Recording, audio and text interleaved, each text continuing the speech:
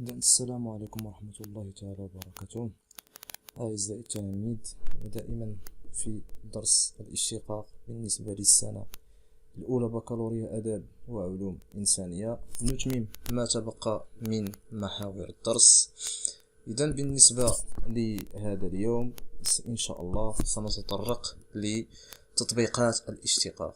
إذا في ماذا يفيدنا الاشتقاق؟ يعني سنرى من خلال هذه الفقرات.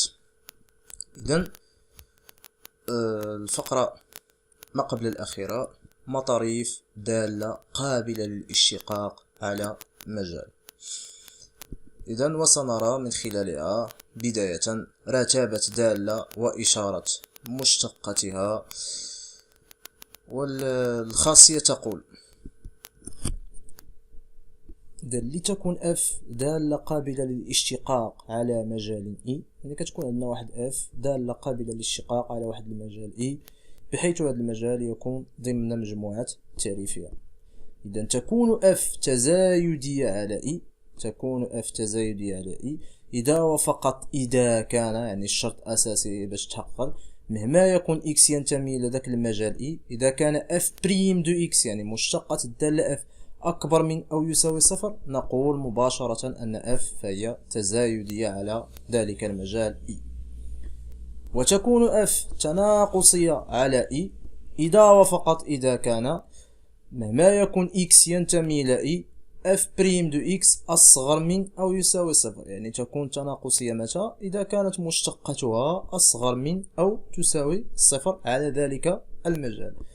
وتكون f ثابتة على i إذا وفقط إذا كان، يعني مهما يكون x ينتمي إلى i فإن مشتقة الدالة f تساوي صفر. إذا كانت المشتقة تساوي صفر على ذاك المجال i فإن الدالة f تنقول تكون ثابتة على هذا المجال. وبالتالي لاحظوا معي جيدا أن المشتقة في ماذا أفادتنا؟ يعني فادتنا في أننا ندرسوا ماذا؟ تغيرات الدالة، أو نحددوا بها تغيرات الدالة f. يعني عوض ما كنا كنستعملوا سابقا بالنسبه للسنه الماضيه، كنا تطرقنا لمعدل التغير باش نحدد تغيرات الداله، كنا كندرسوا ما يسمى بمعدل التغير، ومن انطلاقا من ذاك معدل التغير اللي كان اكبر من صفر فهو تزايديه، اصغر من او يساوي صفر يعني تناقصيه الى غير ذلك.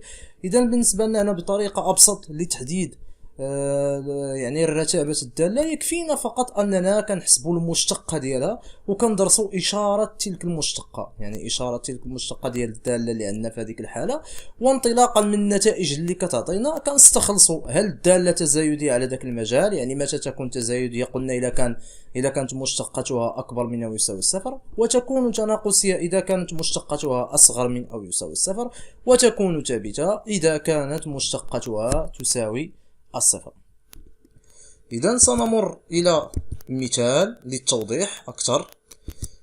إذا نعتبر الدالة f لx تساوي x أس 3 ناقص 3x لندرس تغيرات، يعني كنقصدو بها الرتابة ديال الدالة f على هذا المجال.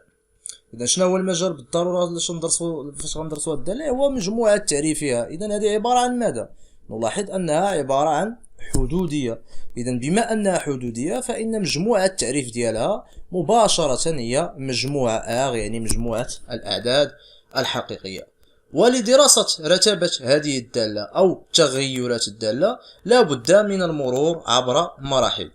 إذا المرحلة الأولى كنحسبوا مشتقة هذه الدالة بطبيعة الحال بتطبيق القواعد السالفة الذكر، يعني اللي تطرقنا لها في الخاصيات السابقة. إذا نحسب f بريم دو x فهي ماذا؟ فهي مشتقة الدالة f، الدالة f اللي كتساوي في هذه الحالة x أس 3 ناقص 3x، يعني هنا عبارة عن ماذا؟ عبارة عن مجموع دالتين، يعني f x أس 3 ناقص 3x الكل بريم. إذا كنطبقوا الخاصية اللي شفنا ديال بالنسبة للمجموع، يعني هي مشتقة x أس 3 بريم ناقص 3x. المشتقة ديال x أس 3 فهي تكتب على شكل x أس n. قلنا كيفاش كنحسبوا المشتقه ديالها؟ اذا فقط كما قلنا سابقا اننا كننزلوا بالاس وكنضربوه في اكس اس، يعني داك العدد اللي كان عندنا نقصوا منه واحد. اذا ها هي كما تلاحظون فهي تساوي 3 اكس الكل اس 2، يعني عفوا 3 اكس اس 2 ناقص هذه عندي هنا عباره عن ماذا؟ تكتب على شكل اx، يعني مشتقة ا اكس هي ا، وبالتالي مشتقة 3 اكس هي 3. اذا النتيجة تصبح هي على الشكل التالي: 3 اكس اس 2 ناقص 3. فيما بعد قمنا فقط بتعميل، يعني بعملية تعميل بعدما حددنا العامل المشترك ما بين الحدين. اذا كنلاحظ ان العامل المشترك ما بين الحدين هو العدد 3، اذا قمنا بالتعميل به فهي 3 عامل لاكس اس 2 ناقص 1. اذا هذه كمرحلة اولى لدراسة تغيرات الدالة. لاحظوا معي جيدا اننا في بداية نحسب اف بريم دو اكس، يعني نحسب مشتقة الدالة اف. نمر للمرحلة الثانية. المرحلة الثانية هي تحديد جذور المعادلة. المعادلة ماذا؟ يعني كنحلوا المعادلة اف بريم دو اكس تساوي صفر، يعني بالضروري خاصني نحل هذيك اف بريم دو اكس تساوي صفر باش نحدد متى تنعدم هذه المشتقة، او بصيغة اخرى جذور هذه المشتقة. يعني عندي اف بريم دو اكس تساوي صفر، معناه نوضعوا اف بريم دو اكس. كم وجدنا اف بريم دو اكس؟ وجدناها كتساوي 3 في اي 3 عامل لاكس اس 2 ناقص 1، يعني 3 عامل لاكس اس 2 ناقص 1 تساوي صفر. هنا عندي جداء، يعني يعني تكتب على شكل ا في بي تساوي صفر، ونعلم ان ا اذا كان عندي ا في بي تساوي صفر معناها يا اما ا تساوي صفر او بي تساوي صفر. اذا هل 3 تساوي صفر؟ طبعا لا، 3 لا تساوي صفر، وبالتالي العدد الذي او التعبير الذي سيساوي لي الصفر هو اكس اس 2 ناقص 1. معناه يكافئ ماذا؟ يكافئ ان اكس اس 2 ناقص 1 فهي تساوي الصفر. اذا نتمم على نفس النهج. اذا كنلاحظ ماذا عندنا؟ كنلاحظ ان هذه عبارة عن متطابقة عامة تكتب على شكل ا اس 2 ناقص بي اس 2. اذا لا كان عندي ا اس 2 ناقص بي اس 2 فهي تساوي ماذا؟ تساوي ا ناقص بي في ا زائد بي، يعني ان اكس اس 2 ناقص 1 فهي تساوي اكس ناقص 1 في اكس زائد 1، يعني هذا الجداء يساوي لي الصفر. معنى ماذا جداء يساوي الصفر كما ذكرنا سابقا؟ معناه يا اما العدد الاول يساوي الصفر او العدد الثاني يساوي الصفر. معناه ان اكس ناقص 1 تساوي الصفر او اكس زائد 1 تساوي الصفر. اذا وبعد يعني بعدما نكملوا في الحل ديال المعادلة سنجد اخيرا ان اكس يا اما اكس تساوي 1 او اكس تساوي ناقص 1. اذا حلول هذه المعادلة هما ماذا؟ هما 1 وناقص 1. وبالتالي من هنا نستنتج ماذا؟ نستنتج ان جذور المشتقة الدالة اف هما ماذا؟ هما واحد وناقص 1. اي اننا اذا عوضنا في الاف بريم دو اكس، عوضنا يعني حسبنا الصورة ديال 1 سنجدها تساوي صفر، يعني تنعدم. وايضا اذا حسبنا الصورة ديال ناقص 1 سنجدها تساوي صفر، فهي ايضا تنعدم، وهذا ما يسمى بالجذور. اذا المرحلة الثالثة سنمر لدراسة إشارة المشتقة. كيف هي هذه المشتقة؟ اذا كنلاحظ هي ماذا؟ يعني دراسة إشارة اكس اس 2 ناقص 1 تساوي الصفر. هذه عبارة عن ماذا؟ عبارة عن معادلة من الدرجة الثانية. اذا بالنسبة لنا احنا باش نحددوا إشارة معادلة من الدرجة الثانية، ماذا سنقوم؟ بطبيعة الحال سنستعين بجدول الإشارة. اذا جدول الإشارة بهذا الصدد، يعني شنو عندنا فهنا؟ كنلاحظ انها لها حلين، يعني اف بريم دو اكس فهي تنعدم في 1 وناقص 1، وبالتالي قلنا هنا فإن هذه الحالة فإن دلتا أكبر من الصفر. وإلا كان عندي دلتا أكبر من الصفر فإن جدول الإشارة قلنا أن يعني بالنسبة إلا بغينا نديرو الإشارة ديال هذيك المعادلة خارج الجذرين كتكون عندي إشارة أ، بحيث أ هو ماذا؟ أشنا هو أ هو المعامل اللي مضروب في هاد إكس أس 2، وما بين الجذرين يعني كتكون عندي عكس إشارة أ، وهو كالتالي بالنسبة لي جدول الإشارة. إذا الملاحظة أن هاد المعادلة إكس أس 2 ناقص 1 فهي تنعدم في ماذا؟ قلنا تنعدم في ناقص 1 وواحد. هيا اذا ها هما هادو عبارة عن جذور فتنعدم فيهم، الى حسبناها كتساوي لي الصفر هنا.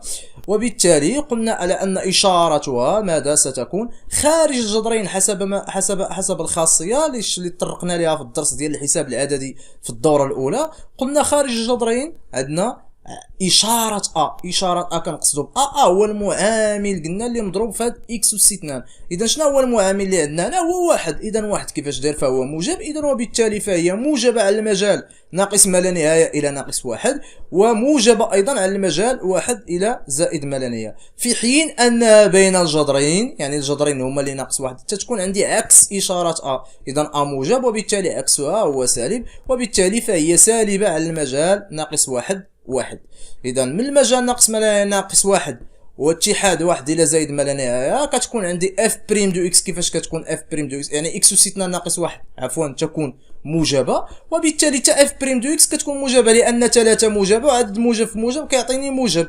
اذا وداخل يعني من المجال ناقص واحد الى واحد، كيف تكون اكس اس اثنان ناقص واحد؟ اذا فهي سالبه.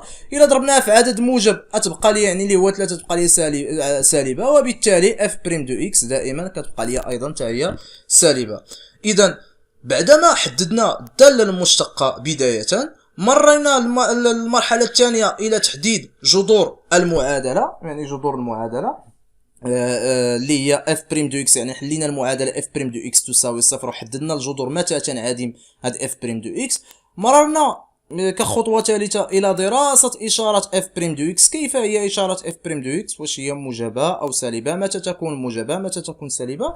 واخيرا سنمر الى استنتاج تغيرات الداله. من هنا سنحدد رتابه الداله اف. اذا ومنه جدول تغيرات الداله اف هو كالاتي. اذا عندنا، لاحظوا معي جيدا ان عندنا هنا بالنسبه للمجال كما قلنا اف بريم دو اكس كيفاش دايره من المجال ناقص ما لا ناقص واحد؟ قلنا موجبه. وايضا كيفاش دايره من واحد الى زائد ما لا موجبه. واذا كان عندي اف بريم دو اكس موجبه حسب الخاصيه، اذا ماذا نستنتج انها تزايديه على ذاك المجال، وبالتالي هي كنلاحظ انها تزايديه على المجال ناقص ما لا نهايه الى ناقص واحد، وايضا تزايديه على المجال واحد الى زائد ما لا نهايه. على عكس ما بين في المجال ناقص واحد لقيناها كيفاش دايره اف بريم دو اكس، فهي سالبه. وبالتالي الا كانت سالبه اصغر من او تساوي الصفر حسب الخاصيه فهي كتكون تناقصيه. وهنا كنلاحظوا جيدا اننا هنا كنعمل شوف اف بريم دو اكس، وهنا عندي اف دو اكس، يعني استنتاج رتابه الداله. اذا هنا كنحسبوا فقط الصوره ديال هاد الاعداد اللي هما الصوره ديال هاد العدد ناقص واحد اللي كتنعدم فيه اف بريم دو اكس. اذا الصوره ديالو بالداله اف اللي ناقص واحد. وايضا هنا كنحدد الصوره ديال العدد واحد بالداله اف، يعني اللي هو اف لواحد، يعني اف لواحد. وبالتالي نقول على ان الداله تكون تزايديه على المجال ناقص ما لا نهايه ناقص واحد والمجال واحد زائد ما لا نهايه، وتكون تناقصيه على المجال ناقص واحد الى واحد. اذا سنمر الى خاصيه ثانيه. بالنسبه للخاصيه الثانيه تقول لتكن اف داله قابله للاشتقاق على مجال مفتوح اي، يعني واحد المجال مفتوح ضمن مجموعه تعريفها، واكس صفر عنصرا من ذلك المجال، يعني عنصر من اي. اذا الخاصيه تقول يعني اف تقبل مطرافا في اكس صفر، يعني كتقبل واحد المطراف. شنو كنقصد بالمطراف؟ المطاريف اللي كنا طرقنا في البدايه. ما هي المطاريف؟ هي يا اما كنقول قيم دنيا او قيمه قصوى، هذوما اللي كنقصد بها المطاريف. اذا اف تقبل مطرافا في اكس صفر اذا كانت ماذا؟ لاحظ معي جيدا اف بريم تنعدم في اكس صفر، هذا الشرط الاول، وتتغير اشارتها. يعني متى نقول ان اكس صفر مطراف للداله اف؟ مطراف للداله اف اذا كان ماذا؟ اذا كانت تنعدم في اكس صفر، يعني ها هو الشرط الاول تنعدم في اكس صفر، يعني هو الشرط الان الثاني اساسي، يعني حضور الشرطين معا باش نقول ان هذاك مطراف. وتتغير اشارتها، يعني بجانب ذاك اكس صفر مثلا انت تقول في اليمين ديالو سالبه، على اليسار ديالو موجبه، او لا على اليسار ديالو موجبه وفي اليمين ديالو سالبه. اذا في هذه الحاله فهي كنقول انها تقبل مطرافا في ذلك العدد اللي هو اكس صفر. إذا كانت اف قابلة للاشتقاق في اكس صفر وتقبل مطرافا في اكس صفر، يعني إلا كانت قابلة للاشتقاق في اكس صفر وكتقبل أيضا مطرف في اكس صفر، يعني كيحقق لي هاد الشروط اللي قلنا الفوق، فإن ماذا؟ فإن مباشرة اف بريم دو اكس صفر يساوي صفر، يعني أن هاد اكس صفر كيمثل لي جذر للمعادلة اف، يعني جذر عفوا لمشتقة الدالة اف اللي هي اف بريم. إذا ثالثا إذا كان اف بريم ديال اكس صفر يساوي الصفر، يعني هذا يعني تنعدم فيه الدالة المشتقة، يعني أن السي اف، لاحظ معي جيدا هذه جيدا، يعني التأويل الهندسي ديالها ماذا؟ يعني أن السي اف يقبل مماسا أفقيا في النقطة، يعني السي اف في هذه الحالة كيقبل لي واحد المماس أفقي في النقطة ماذا؟ النقطة مثلا واحد النقطة سميناها للإحداثيات ديالها هما اكس صفر واف لاكس صفر، يعني الأفصول ديالها هو اكس صفر والأرتوب ديالها هو الصورة ديال اكس صفر بالدالة. إذا لاحظوا معي هنا. إذا سنمر إلى مثال تطبيقي. دائما بالنسبة لنفس الدالة اللي شفنا دابا في المثال الثالث، اذا المثال الثالث شنا الداله اكس اس 3 ناقص 3 اكس، اذا هي الداله اللي كانت عندي وقلنا مجموعه التعريف ديالها وحددنا مجموعه من الامور. اخر حاجه توقفنا عندها هو جدول بالنسبه لجدول التغيرات ديالها. اذا انطلاقا من جدول التغيرات سنستنتج المطاريف ديالها. اذا كنلاحظ من خلال داك جدول التغيرات، الا رجعنا لداك جدول التغيرات اذا شنو، عاود حاول تربط الفيديو شويه باللور وشوف داك جدول التغيرات. اذا كنلاحظ ان عندها مطرفين، شنو هما المطاريف؟ قلنا المطاريف هما التي تنعدم فيهم الداله، يعني كبدايه. وثاني امر مع تغيير الاشاره ديالها، يعني كتنعدم فيهم عفوا الداله المشتقه ماشي الداله، كتنعدم فيهم الداله المشتقه مع تغيير الاشاره ديالها. اذا حسب نتائج المثال 3 عندنا ماذا؟ اف بريم لواحد تساوي الصفر، يعني الصوره ديال واحد بالمشتقه الداله اف كتساوي لي الصفر، يعني كتنعدم فيه الداله. وايضا ناقص واحد مع تغيير الاشاره، كنلاحظ انه في ناقص واحد على اليسار ديالها كيفاش كانت الاشاره؟ كانت موجبه، وعلى اليمين اصبحت سالبه. بالنسبه لواحد كانت على اليسار سالبه وعلى اليمين موجبه، اذا غيرت الاشاره ديالها وكتنعدم فيها، وبالتالي هادو كنقول انهم مطاريف للداله اف. اذا لا حسبناهم، اف لواحد كتساوي ناقص 2، يعني حسبنا الصوره ديالها حسبنا ناقص 2، واف لناقص واحد تساوي 2. اذا هادو هما مطاريف الداله اف. اذا هادو هما مطاريف الداله اف في هذه الحاله، بحيث هاد اف لناقص واحد 2 كيمثل ليا قيمه قصوى، يعني 2 هي قيمه قصوى للداله، وبالنسبه لناقص 2 هي قيمه دنيا للداله. اذا لنا موعد ان شاء الله في تتمه ما تبقى من الدرس. اذا بقى لنا واحد التمرين توليفي، اذا نشوفه ان شاء الله في الفيديو المقبل.